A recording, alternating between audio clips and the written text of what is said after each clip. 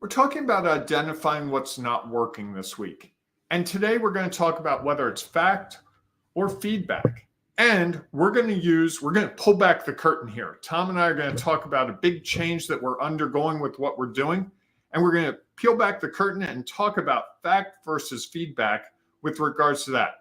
This is going to be a really interesting show. I've got some worries about this thing because it's going to be a little more personal than most of our programs. But you're going to learn things you had no idea were going on. All that and more is coming up on today's Antidote, so don't go away. Stay tuned for today's Antidote, brought to you by the Renegade Success Network. Today's Antidote features a healthy dose of thought-provoking insights and information for business owners, entrepreneurs, leaders, and nonprofit professionals. Each day since March of 2020, this program has offered that one thing to help you continue on your own unique pathway to success. And now, Renegades, we bring you Bob Graham and Tom Brush. Hey, Tom. Good morning, Bob. How are you? I'm good, except I was so busy doing the opening, I didn't get through all the technology stuff I have to do. So I'm kind of multitasking. Oh, and that's what happens. Come on. Stop. You didn't multitask very well. Can't fix it. It's a timing thing. So we need to make the introduction longer? Is that what you're saying? Yes, about 20 seconds. Is that fact or feedback? Oh boy, it's going to be like that. Your introduction kicked it off. I did. All right, fans, if you're watching today, watch how many times Bob runs his hand through his hair. It's coming. We'll see. That'll give you a hint of where we're at with this show. If you're on the podcast, apologize.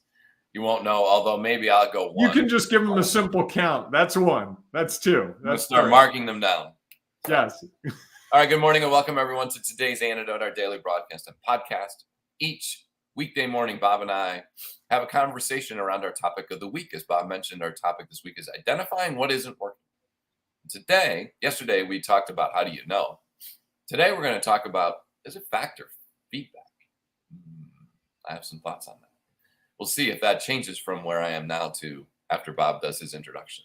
Usually that's where my thoughts get modified a little bit. So as we go through that conversation, we welcome your comments. We had a lot of great comments yesterday, and so please keep them coming because it adds value to the show. Then at the end of that conversation, Bob and I will each offer our one thing, our today's antidote, that thing that we hope will help you.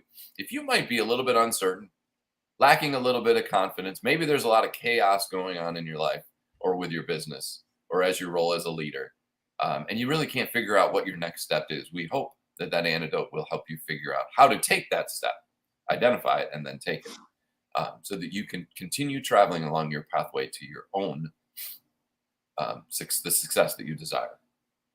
And of course, if you have a one thing, please feel free to share that as well. Before, though, we dive into that conversation each morning, Bob and I do our celebration. So, Bob, what are you celebrating today? I'm going to celebrate all the high school students that participate in music programs. I was lucky enough last night to go to a high school awards assembly for the Triple M Music Society, Modern Music Mastery Society. And this is sort of the, what would you say? I guess just a really high level opportunity. And I got to watch some kids be inducted into that. I also got to see a school celebrate the students who were involved in music. And I didn't really think about it because I was not a music kid. But I've since more recently been learning how to play guitar a lot. And so I know the time it takes and the effort it takes. And I was thinking to these high school kids who were busy with all the high school stuff and then adding music into it. And so music's a really powerful tool in our world. I think for me, it's helped me get through some difficult days. It's made some days sunnier. It's really brought me a lot in my life.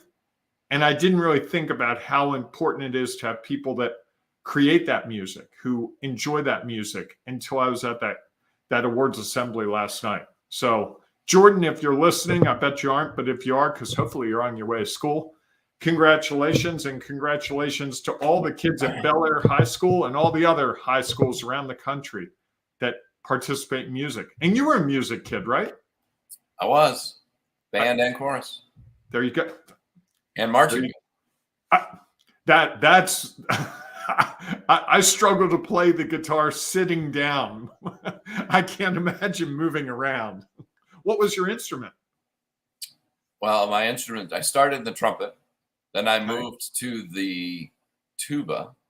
Actually, it was probably why would you want to carry a tuba around the field? Well, so here's the thing. I did that 1 year. I realized that was Then I was the drum major of the group, which was awesome. So I didn't have to learn the music or any of that. I just had to try to lead the group. And so that was you were the guy with the pointy thing? And well, we were marching bands like down a street, not in a not on the field and zigging and zagging. Okay. No.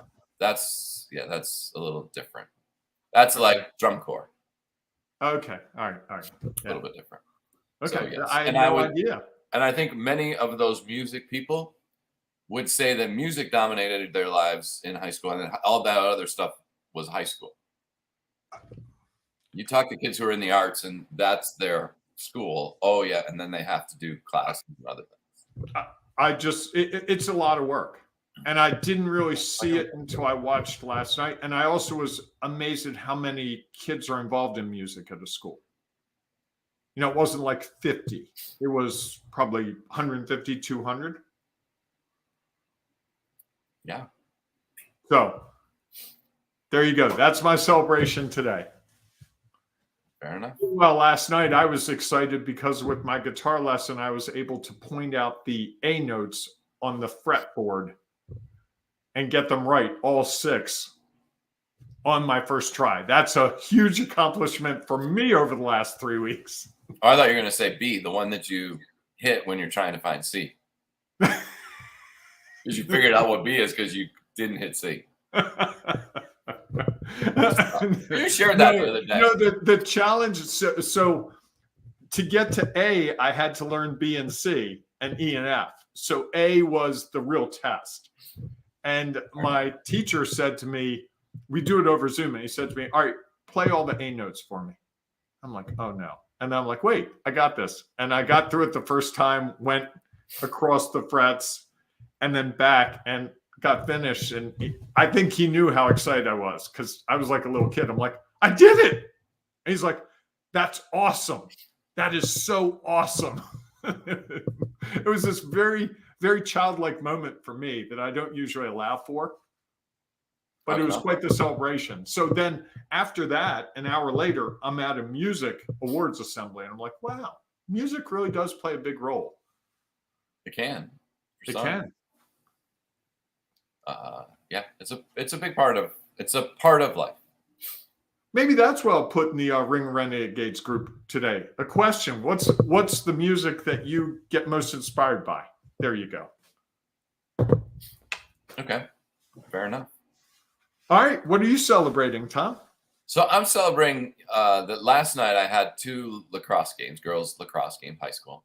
You officiate. Yeah. And the second one, so there's 2 different ways that you have officials on the field. Well, I guess there's 3. You could do it by yourself, and that's no fun. Usually there's 2-person crews or 3-person crews. Okay. And 3-person just allows you to cover the field a little bit different. So our second game I had was 3-person crew. And our third person was somebody who I worked with a lot. And then the third person was a newer official who's trying to learn that system because it's different. Okay. And it was fun just to help them sort of work through where they were at. And the game the final score was like 25-5. So it was kind of a blowout. And so at one point in the game, at halftime, I'd asked the official, I said, okay, so what's the area that you're struggling with in these 3 positions? And they said, well, it's this, what we call deep trail. So it's kind of like a third set of eyes watching over, mostly off ball is what their role is. Although so many people are so used to watching the ball all the time that it's hard to go off ball. And so I said, all right, well, and they were worried a little bit about where they were positioned. And I said, okay, well, I'll try to peek over and figure it out. And it was it was a 20-goal game, so it was not super competitive. So I could, peek over once in a while. And what I noticed was that, as usual, many people start watching the ball over there because they feel like they don't know what else to watch. And even though we had talked a little bit about it. So I went over and I said to the person, and we had developed and I had worked with them before. And I said, okay, every time you're in this position, you can't watch the ball. I want you to really focus on and try to count how many times you go back and watch the ball. And even to the point of, because the game was so lopsided, we stay on one end. And with 3 people, you rotate positions every 2 goals. Sure. And so what I was like, just stay where you are, because the ball is going to be coming back down to this end, pretty guaranteed. And so the person was able to stay there for a while.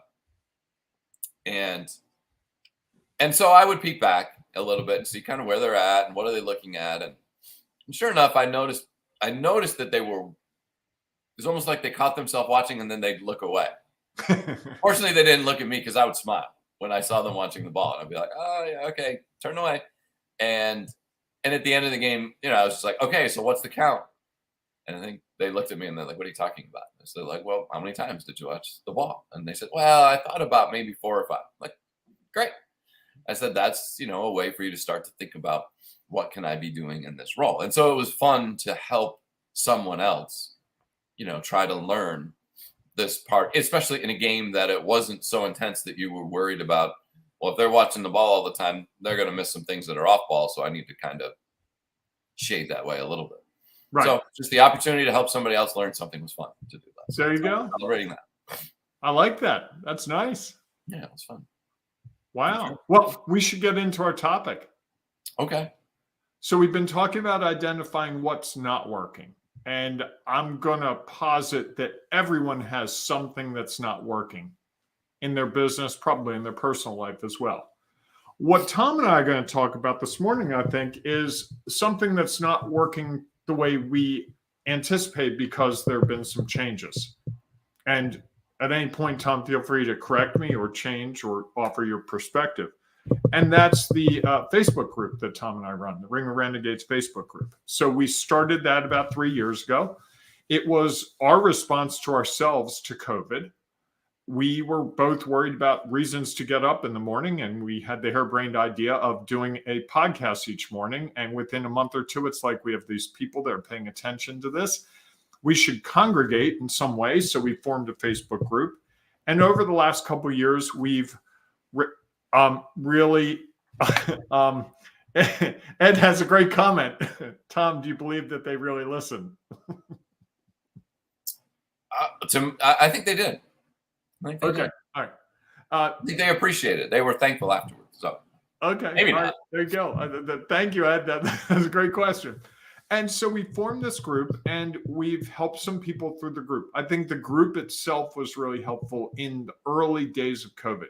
I remember the June right after COVID started. So June 2020, I think, we did a reboot event, which was basically we had gone through a month and a half, 2 months of just being totally isolated. We had an evening party that was let's reorient, and it was fun. We had a musician playing, Chris Montcalmo, a friend of ours played. We joked around, we goofed off. We had a lot of fun that evening. And since then, we've done a lot of things. We've helped a lot of people. The program has been really useful to a lot of people.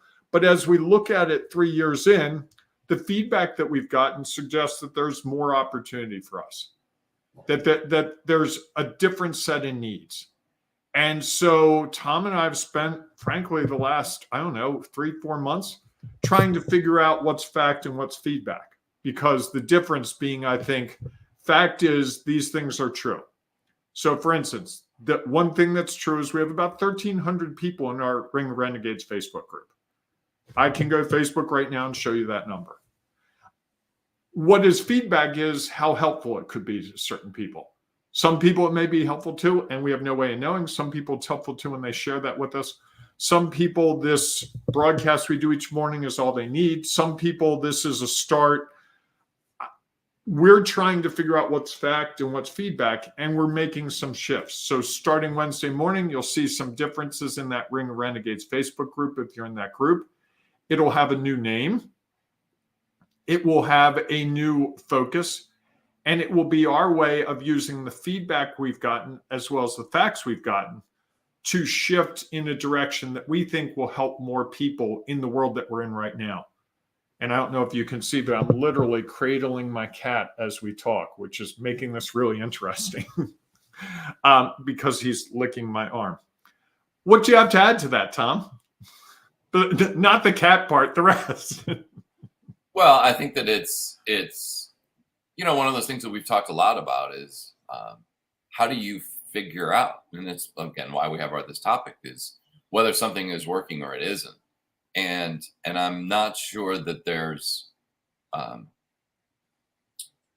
a true way to figure that out. I think in some ways, much of what we get is funny. I was going to go with everything is just feedback. And I think it's interesting is that there are some facts. Facts are where there are about 1,300 people in the group, and it's fluctuated throughout. Some people have joined, people have left, other people have come in. And so I think that there are other opportunities for us to understand what's going on. And I think, we had a conversation this morning that even some things that I think we think are facts can just be feedback. You could even take that there are 1,300 people in the group, and you could say as a fact that all you can kind of say is that there's 1,300 people in the group. Whether that means the group is beneficial to them, not beneficial to them, impactful, not impactful, they're interested in it, they think it makes sense, it has value for them or not. All that other stuff is really feedback that we get, almost that we create based on some piece of information that is technically a fact. There are 1,300 people in the group. And I think one of the challenges we have is that so often we take a fact and create feedback around it, or someone else provides us feedback. And oftentimes we take that as fact. We were having the conversation this morning, and we were talking about 2 posts that we did yesterday. So if you're in the group and you haven't checked out the post where Bob and I each did a discussion around what the changes are going to look like and why we decided separately. That's what I said. Each, right? We each. Well, it could have been that you spoke and then I spoke, but we did completely separately. I did get to see yours before I did mine, but it wasn't like this where we were together. Correct. Okay.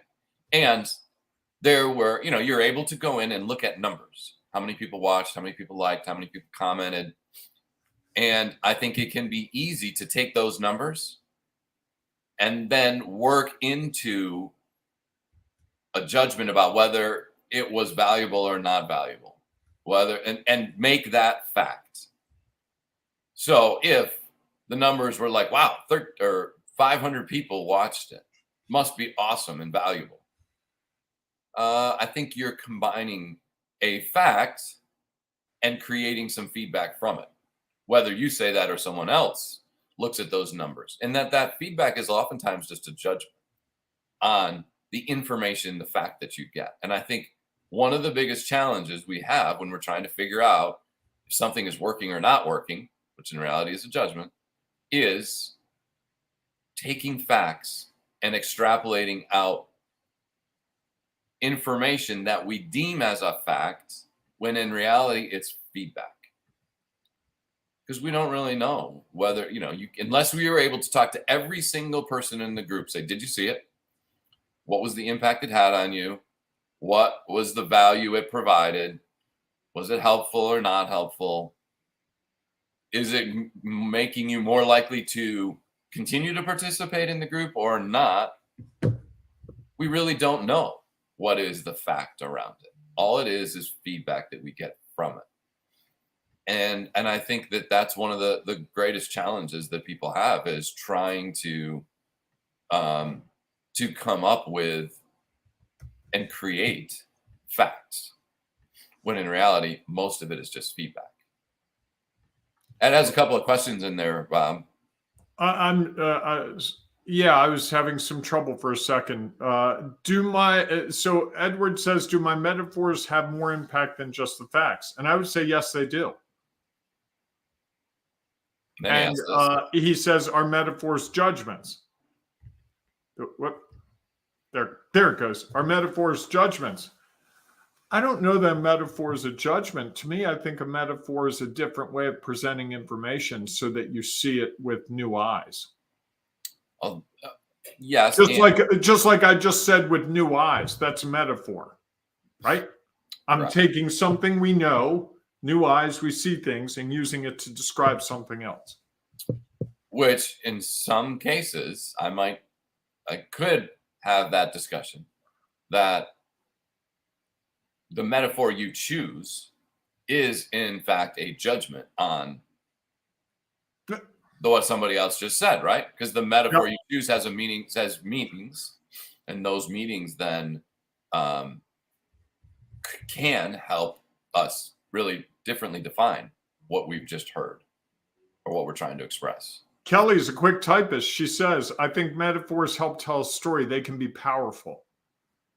I think that they can be extremely powerful. But I would also say the judgment part, Tom, as I think about it, is you can use a metaphor in a powerful way to sway someone.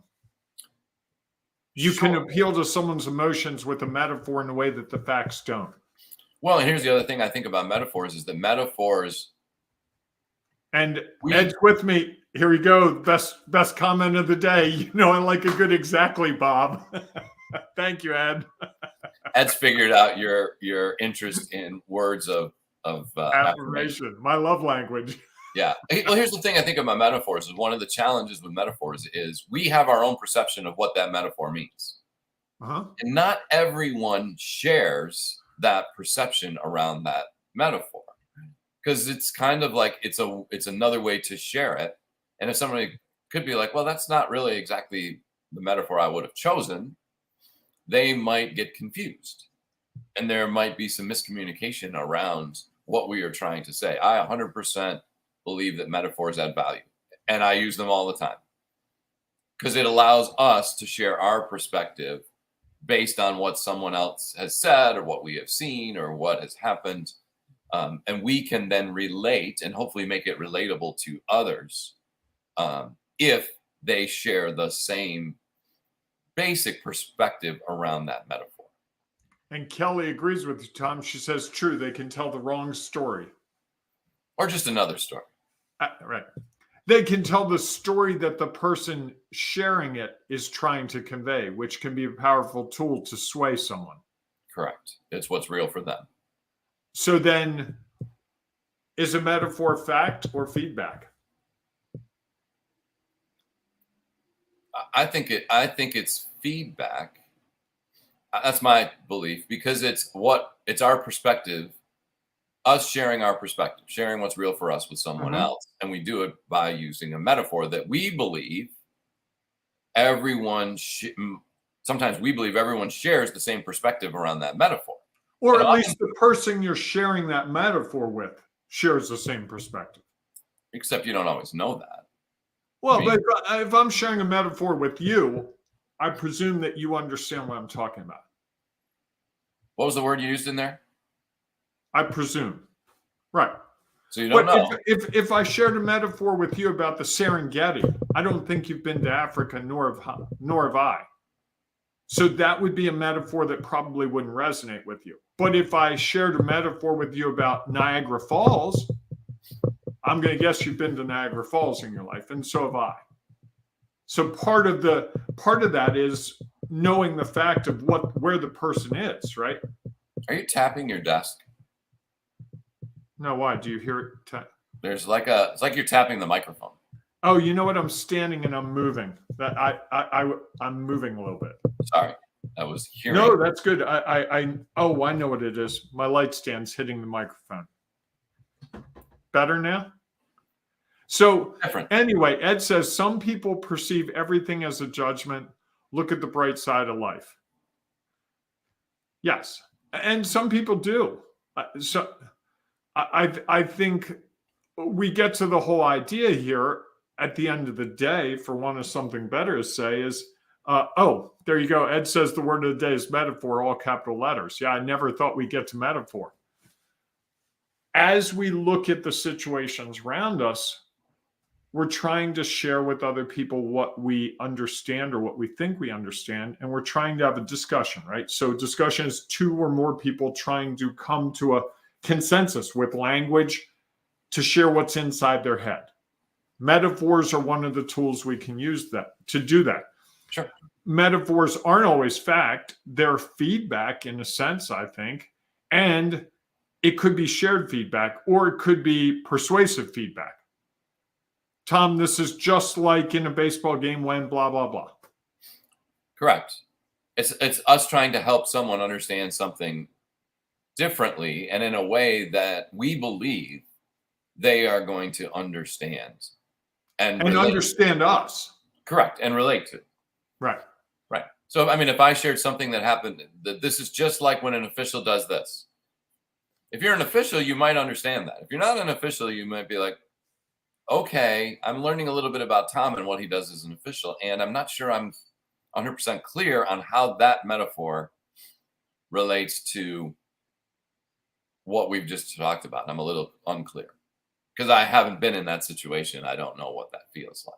And better metaphors tend to be universal situations. Are there such things as universal situations? I think everyone has had the experience where they've stood up in front of a group of people and spoken. So if I make a metaphor about that, they can go, oh, I know how nervous that makes me feel. I did that in third grade. I did that in college. I did that when I was in my job. And so that's the kind, if you think of the metaphors that you hear in sermons, if you think of the metaphors you hear in music, in songs, they're very universal. You know, Taylor Swift has captured the whole teenage dating experience, metaphor after metaphor after metaphor. That doesn't mean that doesn't mean it's universal, I don't believe. Even standing up in front of the audience. What if I said, sometimes being out on the lacrosse field as an official, because everybody is watching you, is like standing up and giving a speech. Do you know exactly what I'm saying? What are my fears? What are my thoughts going through my head? Or how would you perceive that as being said? Well, it would be like being up on stage. It's great. It's a really good metaphor. Why? It's actually, in honesty, it's an analogy. Because you're comparing two things, but that's a whole nother story. We're not going to go down that road. I think what happens, though, is that the metaphor is still from our perspective. Yeah. Because you could say it's like standing up in front of a stage or whatever create your metaphor. You use standing on a stage. So I was going with that. And for some people, standing up on the stage is the most scary moment they've ever had in their life. For others, it's the most exhilarating moment. I love doing it. I really to me, it is something that I feed off of when I'm in front of a group of people. Me too. I enjoy that. So is it universal? No, but I think the feeling of that is universal, that you know what it was like the first time and you were nervous and you were scared. Maybe I don't remember that anymore. Well, come on. Just for clarity's sake, Tom, a metaphor directly states a comparison while an analogy provides a more detailed explanation of the similarities. Just want to make the metaphor again. Explain what's the definition. Metaphor directly states the comparison. An analogy provides more detailed explanations of the situation. Fascinating. So that they're saying that a metaphor is a universal experience. Metaphors are figures of speech that describe something by comparing it to another thing that it isn't really, but that helps make the meaning more clear. It states that one thing is the other thing, even though the items are dissimilar things. When you look at a metaphor carefully, it becomes quite humorous, yet it creates a mental image that makes the meaning of your message more clear in the reader's mind. So, examples of metaphors. Love is a battlefield. Laughter is the best medicine. He is a night owl. You are a chicken. The classroom was a zoo. Which, again, even with those, is fascinating. And here are some from famous works. Now we get into all the world's a stage and all the men and women merely players. Or from Elvis Presley, you ain't nothing but a hound dog. Fascinating choice. And again, even with that, you ain't nothing but a hound dog. Well, and then from Forrest Gump, life is a box of chocolates. Those are metaphors, two dissimilar things. Okay. Which all then depend on your experience with a box of chocolates or a hound dog. Correct. Yes. And Ed says, yes, Bob, I try to give a universal application to metaphors. One bell for you. All right. I got to go meet Ed. I got to go make a road trip to meet Ed. I'm starting to think a lunch with Ed would be worth the cost of the lunch just to hear him say things like that. I have a feeling you're sliding in money on the side to give you words of affirmation. That's my thought. All right. So as we try to get back to, I think we had we took a little path there. I think we took an important step because I think we're really talking about feedback. A metaphor in a lot of ways is a way to sway feedback, right? I'm trying to explain to you. So I'm a teacher in a school, and I'm trying to explain to you what my classroom was like today. Yep. Oh my God, Tom, my classroom was a zoo. Instantly, I've described to you a situation. You picture animals, chaos, all that good stuff. Or, you might picture, I don't know, what's that candy they spin, the sugary stuff? Cotton candy. Cotton candy and popcorn and soda. I don't like cotton candy. But at least I convey that the classroom wasn't a normal classroom where you're picturing everyone sitting in their seats learning from the teacher. Which is interesting because when I think of a zoo, okay, I think of animals in a cage or in a controlled environment, which doesn't necessarily create chaos the idea of chaos in my head. Okay, fair. And I think that becomes sometimes the challenge of metaphors is we all have unique perspectives on whatever the metaphor is that you've chosen to use. Like you mentioned earlier, well, we all been to Niagara Falls, so we know what that's like. Well, no, I said you and I have both been to Niagara Falls. Yes, you did. I didn't say we all have. And our experiences at Niagara Falls might have been different. Likely they were. Probably. So the fact that even though you knew that I had been to Niagara Falls. I actually didn't know it. I made an assumption because you're from upstate New York. Correct, which was a fair assumption. And yet you didn't know what my experience was with Niagara Falls. Right. So while it could have been a metaphor that helped me more clearly understand what you were trying to say, or I could have been on a very completely different page because my experience was I got soaked on the Maid of the Mist. I was terrified. My parents made me go through the caverns of the winds or whatever that's called. Wow, and you are encyclopedic. and I'm afraid of heights, and we had to stand out and look over the gorge. And I was like, that experience wasn't so great. Then other times I've gone and I've been like, wow, the lights are out at night. I was able to stand back. Nobody made me get really close, and I loved it. So I think that I think that's similar to feedback. Fair is that people give you feedback. The parallels are really clear.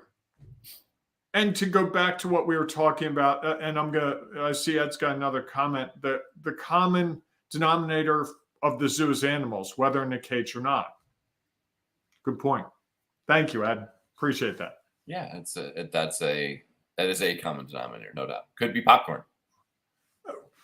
Correct. So to get back to where we started, I'm going to bring it back around, with a nice, neat little bow. Let's see how we have been trying for several months to figure out what's fact and what's feedback.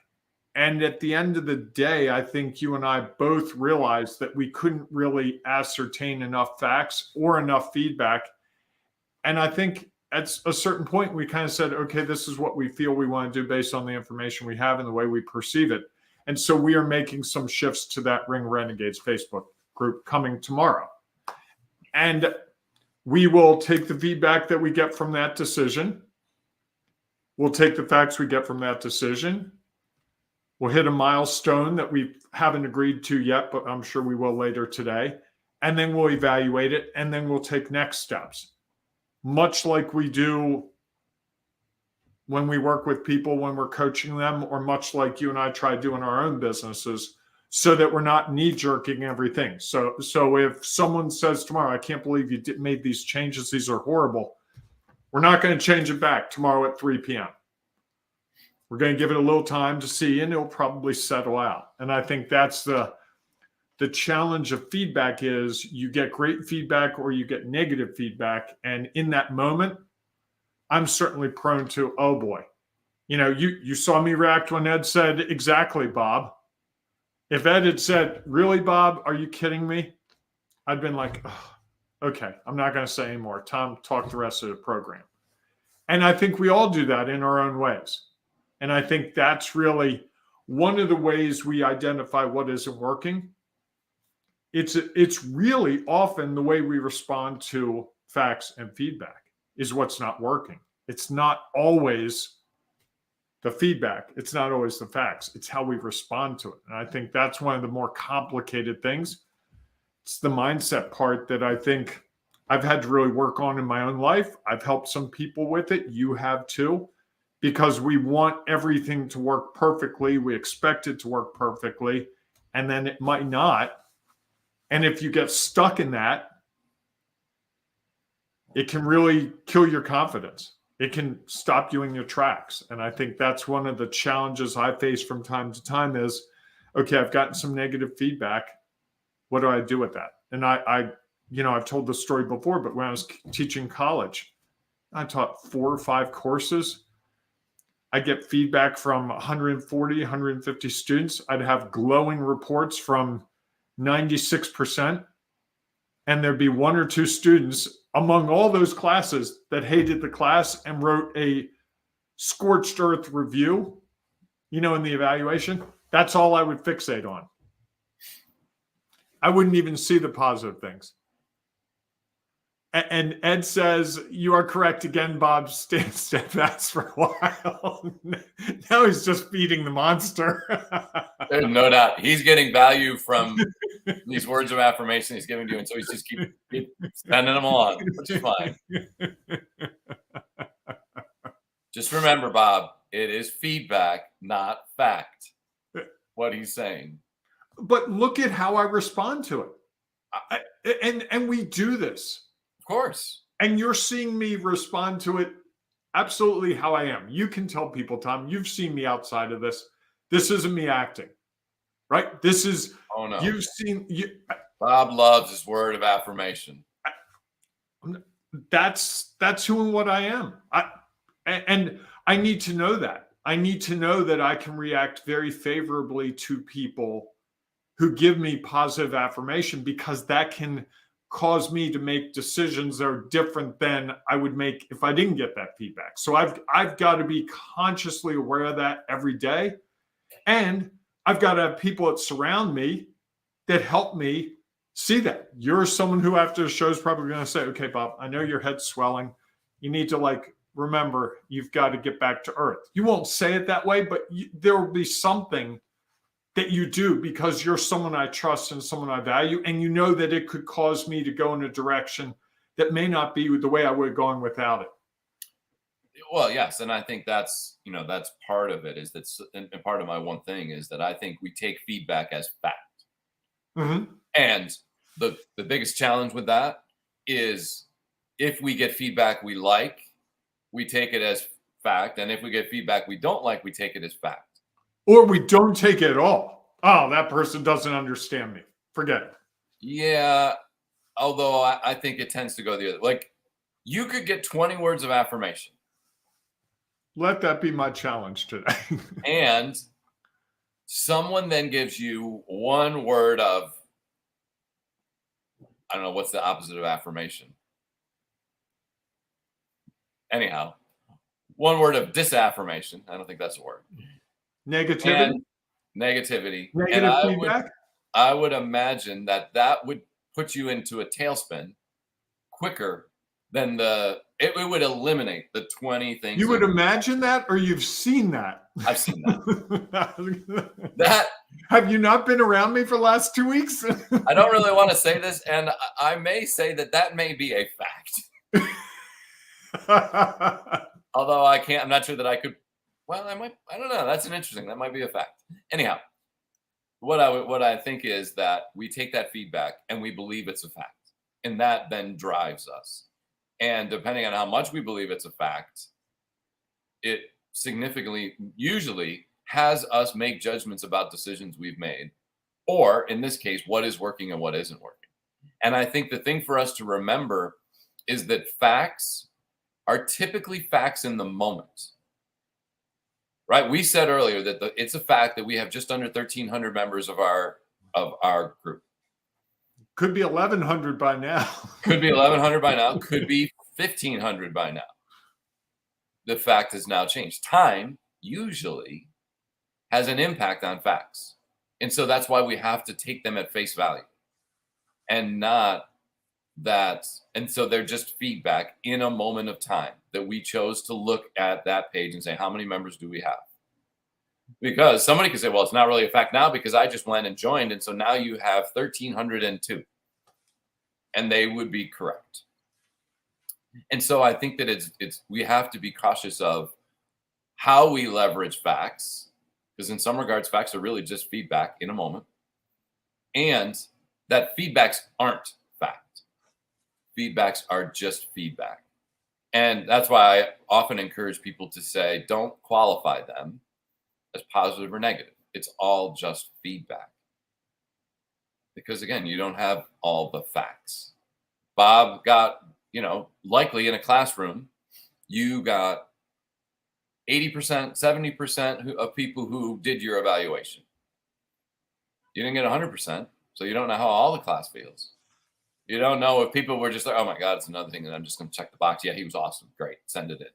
I'm done with this. I'm done with the class. I'm done with school. Do I really care? Thank you.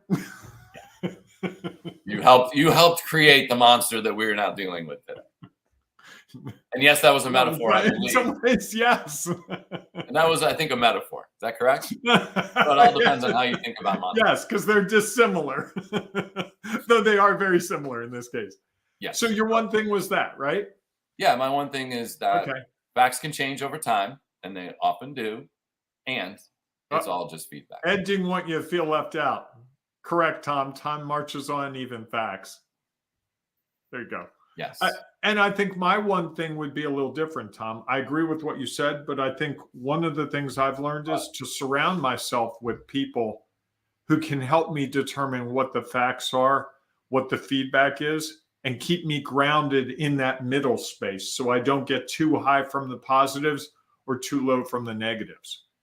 And that really has given me a different level of confidence. And it's empowered me to make decisions differently than I would have probably 2-3 years ago. And I think my decisions around my business, I think my decisions around my personal life are more consistent with what I want to do because I'm not so wildly reacting in the moment to feedback or facts. Fair. Excellent. Okay. Wow. You were quiet for a second. I was like, did I say something I shouldn't have? I was letting it sit in. That was a that was a pregnant pause. It was, which in music can be very valuable and very impactful. Haven't gotten that far. I'm still trying to learn my notes. There's a pregnant pause where I go, where's the A on this fret? Well, sometimes that has value. Ed says a leaf on the wind. There you go. Is that me or you? Yes. And no. All right, everyone. If you have one thing you would like to share, please feel free to put it in the comments. And thank you to Ed and to Kelly for sharing your value. We greatly appreciate it. So, of course, if you have other value you want to share your one thing or anything else around what isn't working or identifying what isn't working. And is it a factor? Is it feedback? And if you're listening to the podcast, we'll say it again for the last time. If you don't have anything, if you have something you want to share because you can't share in the feedback, join us inside the Ring of Renegades Facebook group. Tomorrow I'll have a different name. And because we know that you'll be sharing value that others will benefit from, and that you might find something in there that has value for you. That, again, it's just feedback, and it might be valuable feedback. All right, everyone, thanks so much for being with us today. Thanks so much for being today. We look forward to seeing you tomorrow morning, 7 a.m.-ish Eastern time, or we'll see you in the Facebook group. Hey, whatever you do, embrace the renegading you. No matter what feedback, what facts come at you today, embrace the renegading you. It's so worth it.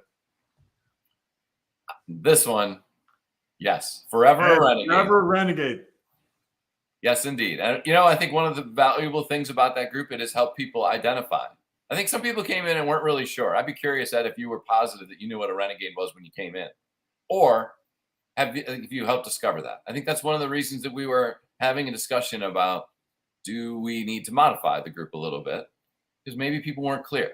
So now we have an opportunity for people to join the group and then figure out, oh, wait a minute, I am a renegade. So that will forever be a part of, well, I shouldn't say forever, because you never know. Facts do change. And it'll be a part of whatever group we go forward with. And Ed says I'm the instigator. That's a very clarifying comment. All right, everyone. Thanks for being with us. We look forward to seeing you tomorrow.